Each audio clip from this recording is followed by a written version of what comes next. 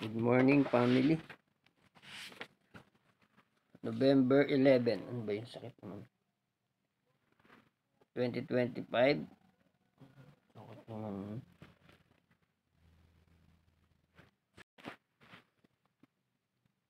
Pahayag 1. Pahayag 5:1 hanggang 14. Pamagat po ng aklat, ang kasulatan at ang kordero.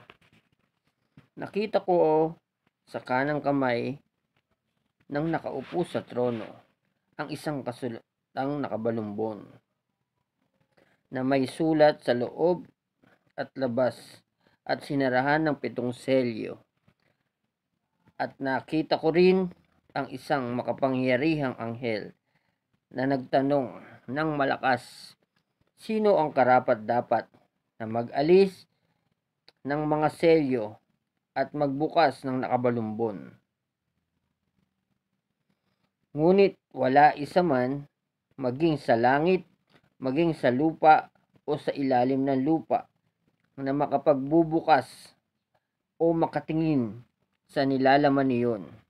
Buong kapaitan akong umiyak dahil walang natagpo ang karapat-dapat. Excuse me. Ba yun? Balat ng ubas.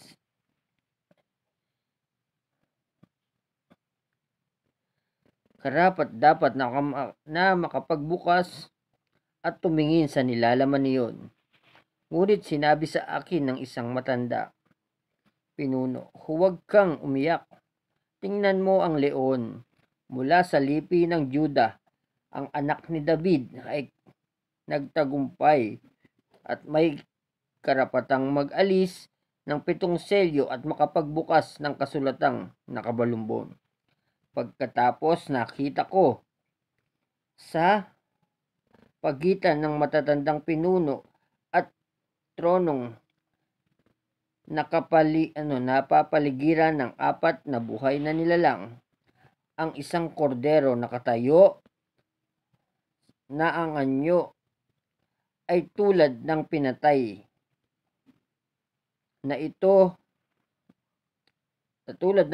na.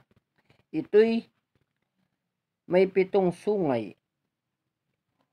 at 7 mata na siyang 7 espiritu ng Diyos na ipinadala sa buong daigdig. Lumapit ang kordero at kinuha ang kasulatang nakabalumbon sa kanang kamay ng nakaupo sa trono. Nang ito'y kunin niya, nagpatira pa sa harapan ng kordero ang 4 na buhay na nilalang at ang 24 na matandang pinuno, bawat isa may hawak na alpa at may gintong mangkok na puno ng insenso na siyang mga panalangin ng mga hinirang ng Diyos. Inaawit nila ang isang bagong awit.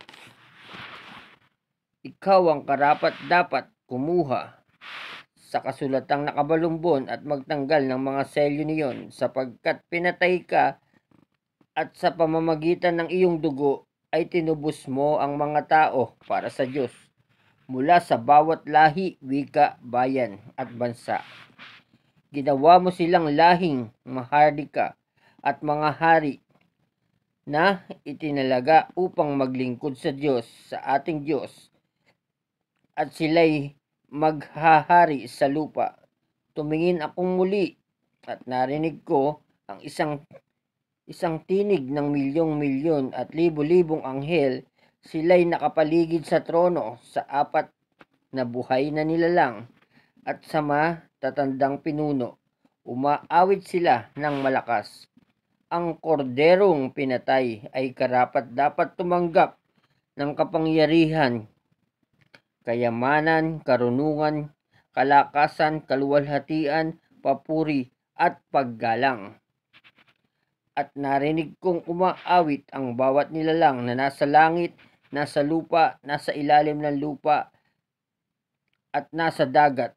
lahat ng mga naroon sa nakaupo sa trono at sa kordero ang papuri, ang karangalan, kaluwalhatian, kapangyarihan magpakailanman. At sumagot ang apat na nilalang na buhay, Amen. At nagpatira pa ang matatandang pinuno at nagsisamba. So ang tinuturing dito, no, yung pinatay. Ibig sabihin si Jesus 'yun. So maraming salamat po sa ating lahat. Naway ingatan ng Diyos lahat ng iniingatan natin at pagpalain ng lahat na magpapala sa atin. Maraming salamat po. Patawarin niyo po kami sa aming mga kasalanan nagawa sa isip, salita, sa gawa, sa espiritu at sa laman. Maraming salamat po sa ating lahat.